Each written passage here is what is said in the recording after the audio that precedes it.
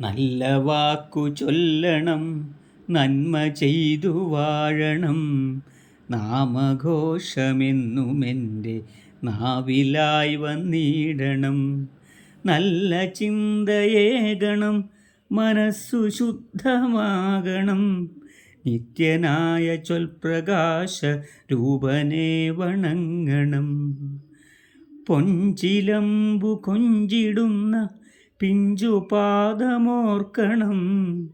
ആ പദാബ്ജം തന്നിലായി സദാ നമസ്കരിച്ചിടട്ടെ ഞാൻ.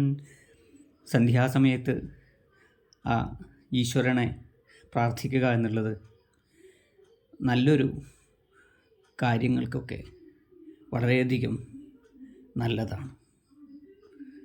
ഗൃഹത്തിൻ്റെ ഐശ്വര്യത്തിന് വേണ്ടുന്ന പ്രധാനപ്പെട്ട സംഗതികളിൽ ഒന്നാണ് നാമജപം എന്നുള്ളത്. നമ്മളും ജപിക്കണം, നമ്മളുടെ കുട്ടികളെയും നാമജപിക്കുവാൻ വേണ്ടി നമ്മൾ പ്രോത്സാഹിപ്പിക്കുകയും വേണം.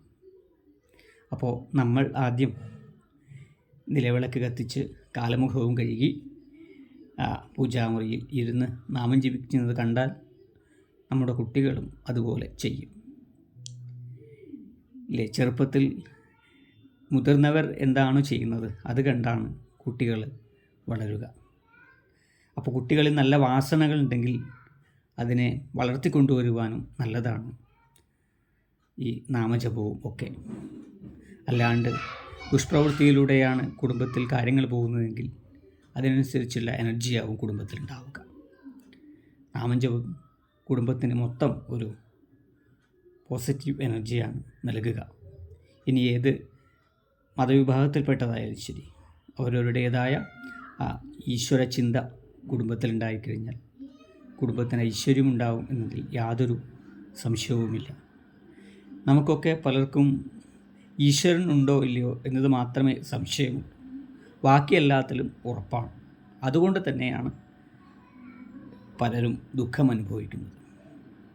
എല്ലാത്തിലുമുള്ള ചൈതന്യമായിട്ടുള്ള ആ ഈശ്വരൻ ഉണ്ട് എന്നുള്ള ഉറപ്പിൽ അതിനെ ആശ്രയിക്കുക, നമ്മളുടെ കർത്തവ്യങ്ങൾ നിറവേറ്റുക. എന്നാൽ ജീവിതം വിജയകരമാകും എന്നതിൽ യാതൊരു സംശയവുമില്ല. എല്ലാവർക്കും നല്ലത് വരട്ടെ, നല്ലൊരു സമൂഹം വളർന്നു വരട്ടെ എന്ന് പ്രാർത്ഥിച്ചുകൊണ്ട് നമസ്കാരം. എൻ്റെ ഈ ചാനൽ നിങ്ങൾക്ക് ഇഷ്ടമാവുകയാണെങ്കിൽ തീർച്ചയായും ലൈക്ക് ചെയ്യുക, നിങ്ങളുടെ വിലപ്പെട്ട അഭിപ്രായങ്ങളും രേഖപ്പെടുത്തുക. നമസ്തേ.